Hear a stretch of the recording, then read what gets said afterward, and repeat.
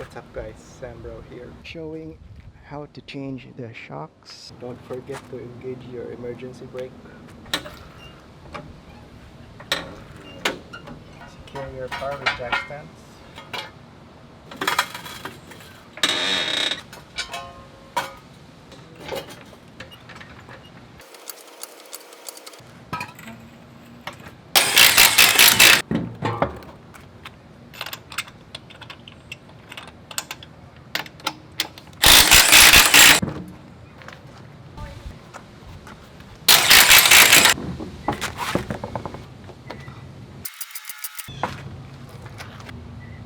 So what I did here is I was marking my wheels so that it doesn't get mixed up on the next rotation. While I have my wheels off, I also measure my brake pads. I have 7mm of brake pads left. First thing I'm gonna remove is my sway bars.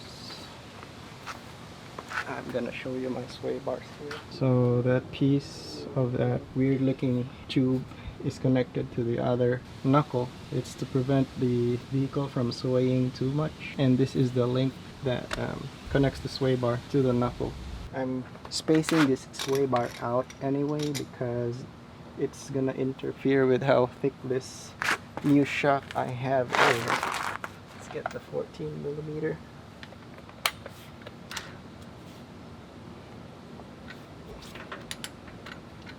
I don't remember tightening it this tight.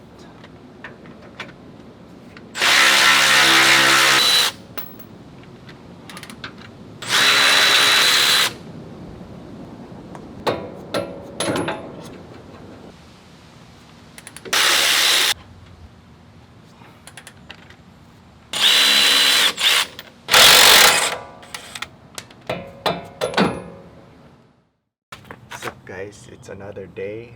It's early in the morning at like 6:30 a.m. and I'm back to working on my car. I'm just gonna use a breaker bar for now.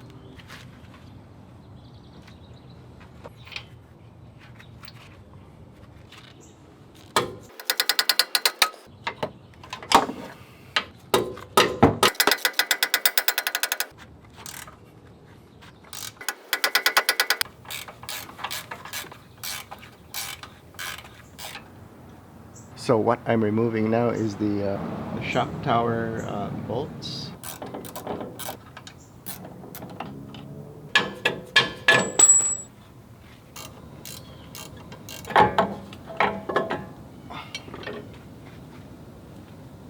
So that's the shock that I have right there. And here it is compared to the Ironman 4x4. This is 27 pounds.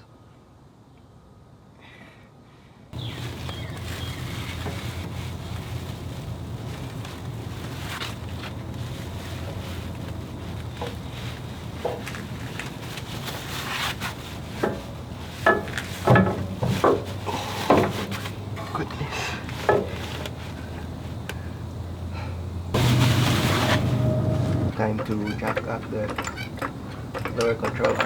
Okay guys, so after some persuasion, I have finally put the shock bolts on off camera. I'll try and show it on the other shock.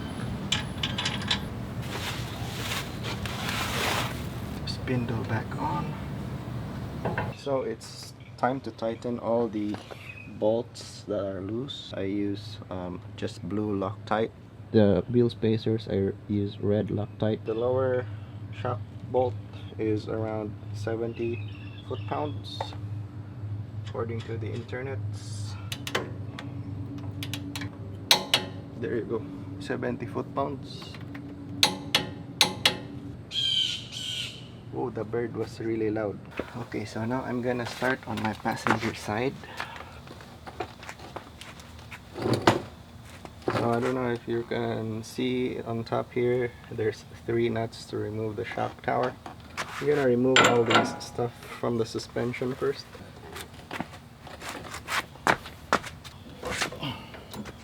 That was set to 150 foot-pounds, by the way, per the specs. So that's why it was so tight.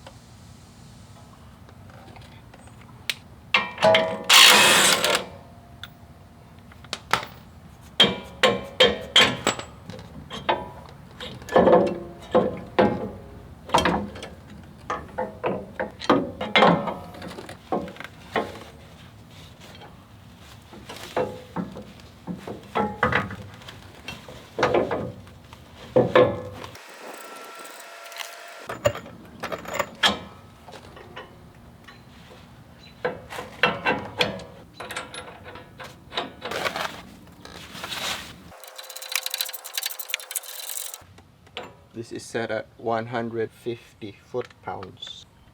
32 millimeter nut. There we go.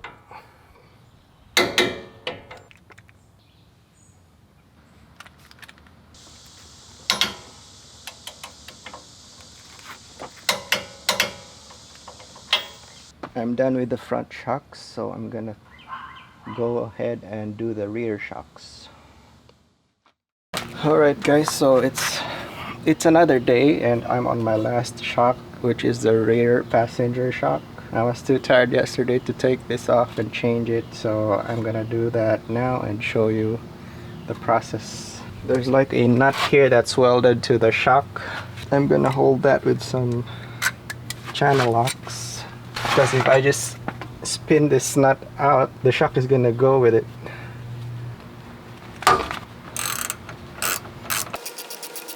And I'm gonna need to cut some of this body pinch weld. Seriously, yeah, this is gonna get in the way. This bushing is even so difficult to remove from here. Okay, so this is the lower shock bolt, which is a 17 millimeter bolt. The shock has a skid plate from RCI and there's like a bolt hidden here. That's the bolt I'm talking about for this skid plate. Okay, it's a tight fit over there. So what I'm gonna do is I'm gonna jack up the other side of the axle so that it will kind of angle down. Now the shock is out of that hoop there. It's moving now. Oh, there you go. Easier than the other one. So these are my new shocks here. Ironman Foam Cell Pro.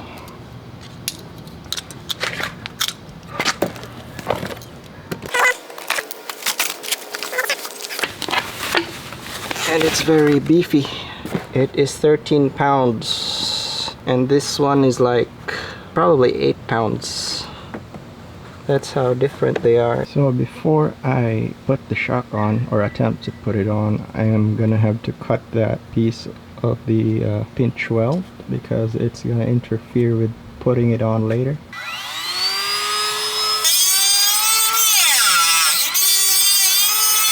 So I just bolted the lower bolt on temporarily so that I could just pull the shock to its upper mount, which is kind of a struggle actually. So tight tolerance.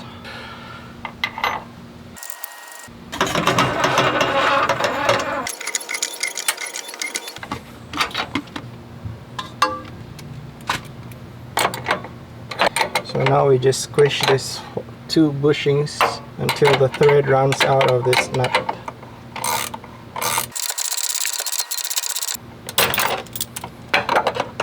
That's it. You could feel the resistance that the bolt doesn't want to go any further. I'm going to apply some paint so that it doesn't rest in the body.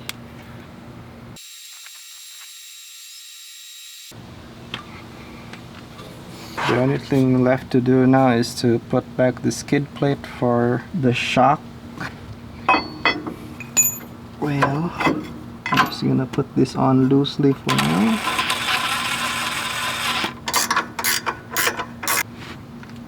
We just torque this bottom shock bolt to 70 foot-pounds. And that's the shock installed.